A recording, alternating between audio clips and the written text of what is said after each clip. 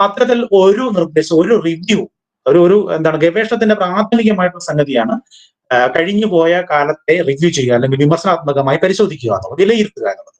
അത്തരത്തിൽ യാതൊരു വിലയിരുത്തലും യഥാർത്ഥത്തിൽ ശാന്തി മേനോൻ കമ്മീഷൻ നടത്തുന്നില്ല. ഒരു വിലയിരുത്തലുമില്ലാതെ നിലവിലുള്ള വിദ്യാഭ്യാസ സമ്പ്രദായത്തെ കുറിച്ച് ഇഗ്നോർ ചെയ്തുകൊണ്ട്, അതായത് പൂർണ്ണമായും മറന്നുകൊണ്ട് അതിനു മുകളിൽ പുതിയൊരു വിദ്യാഭ്യാസ ആശയം അവതരിപ്പിക്കുകയാണ് ശാന്തി മേനോൻ ചെയ്യുന്നത്. അതുകൊണ്ട് തന്നെ പ്രത്യക്ഷത്തിൽ ശാന്തി മേനോൻ കമ്മീഷൻ റിപ്പോർട്ട് തന്നെ വിമർശനാത്മകമാണ്.